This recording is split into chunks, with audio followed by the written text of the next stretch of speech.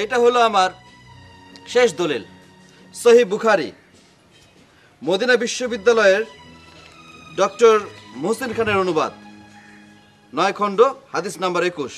দেখি দেখি পড়ো। দেখি। নবী করিম হযরত মুহাম্মদ সাল্লাল্লাহু আলাইহি ওয়াসাল্লাম বলেছেন, আল্লাহ 3 ব্যক্তিকে সবচেয়ে বেশি ঘৃণা করেন।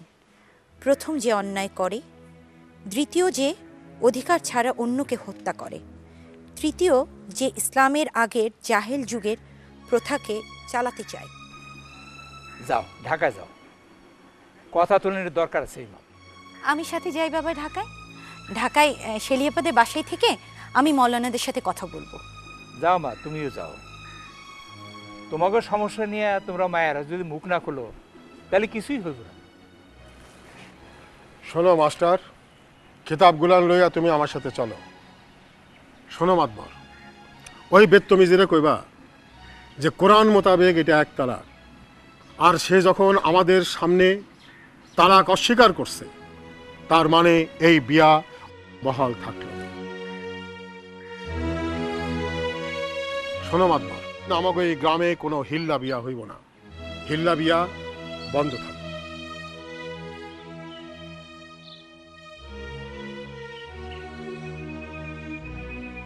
সাবাস সাবাস ইমাম, এতদিনে তুমি একটা কামের মতন কাম করলা। আল্লাহ তোমার অনেক ইনাম দিব। আর শোনো মাস্টার, আমি কয়ে রাখলাম, হিন্দু গো সতীদাহের মতো আমাকে হিল্লে পেয়েও উঠে যাব সমাজ থেকে।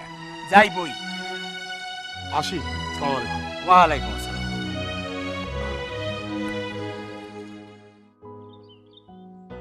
এখন আমাদের নিজেদের কথা বলো। নিজেদের কথা? সামনে একটা যুদ্ধ আসছে, ওটাই এখন আমাদের নিজেদের কথা। হ্যাঁ, যুদ্ধটা সাংস্কৃতিক, গুলি বন্দুকের নয়। হয়তো এক জীবনে শেষ হবে না। ঠিক বলেছ।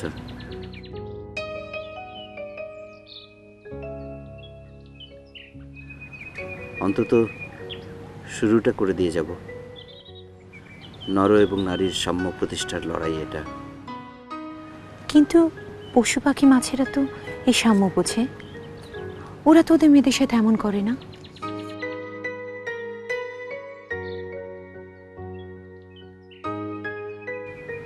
পশু পাখি মাছেরা পশু পাখি মাছ হয়েই জন্মায় মুক্তি, কিন্তু মানুষ হয়ে উঠতে মানুষকে অনেক সাধনা করতে হয়।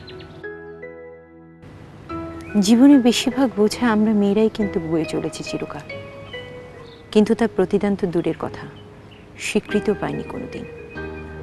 হ্যাঁ, মন্দির আর গির্জাগুলো বহু রকম বিধান বানিয়ে কোটি কোটি মেয়ের জীবন নিষ্ঠুরভাবে ধ্বংস করেছে। ডক্টর সুকুমারী ভট্টাচার্যের প্রাচীন ভারত সমাজ ও সাহিত্য বইটিতে তুমি অনেক প্রমাণ পাবে।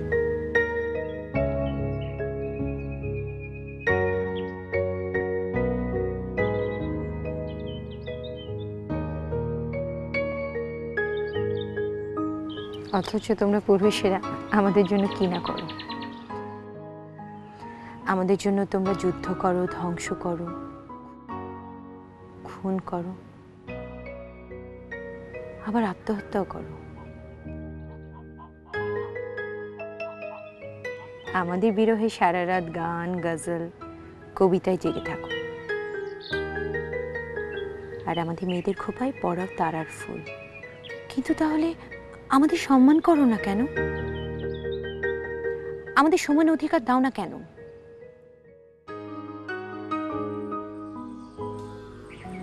এরই নাম পুরুষতন্ত্র।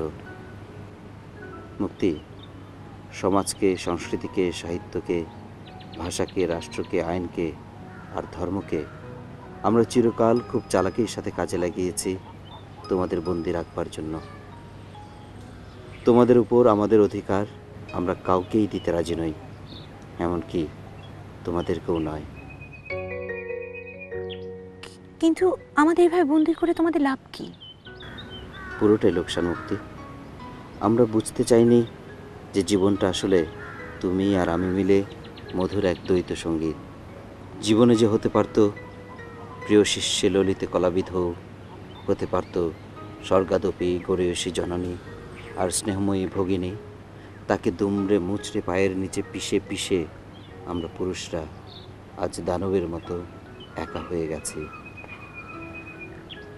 তুমি এত সুন্দর করে কথা বলো।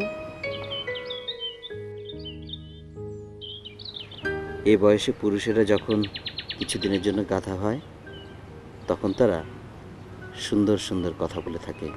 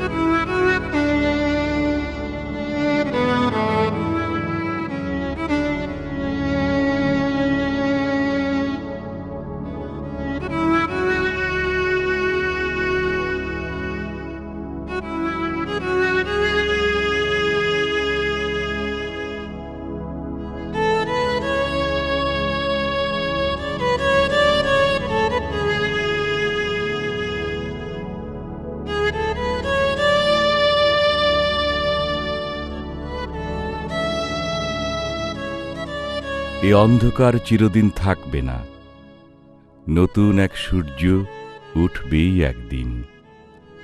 সেই মাহেন্দ্র ক্ষণে নিজেরই যুগান্ত সঞ্চিত মহাপাপের ভারে খান খান হয়ে ভেঙে পড়বে ধর্মের নামে অধর্মের এই অভিশপ্ত অচলায়তন।